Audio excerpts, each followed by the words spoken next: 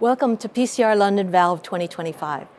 Today I have in the studio here Varius Dannenberg from Vienna and Maddie Adams from Cologne. And we're here to talk about the updated EACTS guidelines and how it has impacted, I think, our tricuspid valve patients and our management of these patients.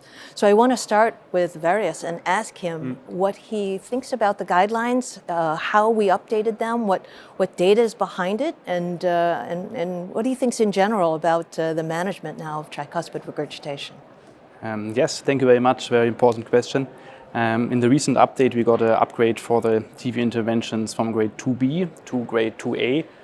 With a recommendation grade A, because we have now two randomized controlled trials which could show that there's improvement in quality of life after tricuspid interventions. And especially the 2 years outcome data of the Tricuspid pivotal trial are very interesting because we see there also a hard endpoint for the first time, a reduction in heart failure hospitalization rate. And for me, in my clinical practice, it was very interesting because I also presented these results at the local congress in Vienna. And afterwards, a lot of practitioners came to me and asked me, what's the fastest way to send patients to you? So I think it will affect me that there will be more referrals. There will be also more awareness. Yeah, it seems as though the endpoints of 1 year for the trials might have been a little short. And so the Triluminate trial, that it was that 2 years. Do we have any further data now for other device therapies that might help us also support the guidelines? Yes, very interesting. Yes. We have the TRISCEND study, TRISCEND 2 study actually. And in the 1 year's outcome, we saw already that there's improvement in quality of life, actually a lot, like 18 points or so KCCQ score. So very important improvement in quality of life. And now we have the 18-month data sub-analysis, and we could see that patients with massive interventional TR seems to profit more. Especially they could show a reduction in heart failure hospitalization again. And so in clinical practice, I think I will focus more on this group. And we know also from other data that a low TRI-score is actually, they seems to profit more if they have a low TRI-score. So if you are rather early in the stage of the disease and have a larger TR grade, then you should go rather to intervention, I think.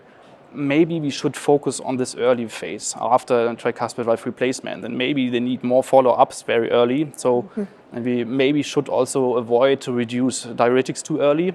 So this could be a reason why there's so much hospitalization events early. Yes. Maybe we have to improve that, and then we can even improve more and more avoid the hospitalizations. Excellent point, excellent point. Yeah, I think that we still have work to do as far as medical management of these patients, right? Yeah. But I wonder if there's any real world data that can help us here. I don't know, Maddie, if you've seen the data from the real world, is this what your practice sees? Well, absolutely. I mean, it's a great question. So there's recent data on TTVR as well with the EVOQUE system from the European Experience Centers and from the TVT registry.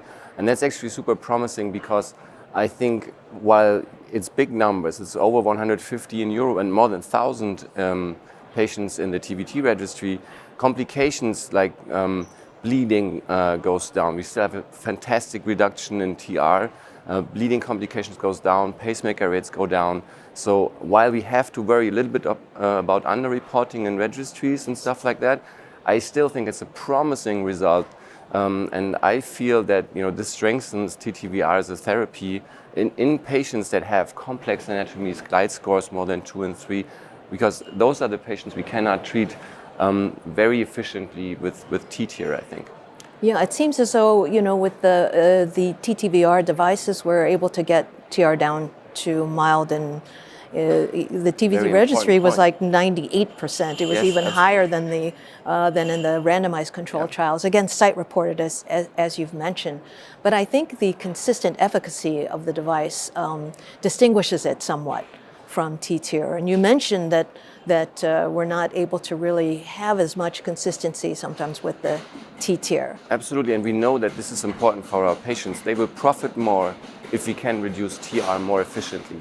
So I think that's a very important point. The efficiency of the device is super important. Excellent. So this has been a wonderful discussion. I really enjoyed it. I think we now have evidence that not only the heart team is the center of maybe the decision making for our tricuspid valve patients, but also that we have a 2A recommendation now for treating them with TTVI. And I think this will really help the patients that are coming to us with severe symptomatic disease. Thanks for coming. Thank you. Thank you.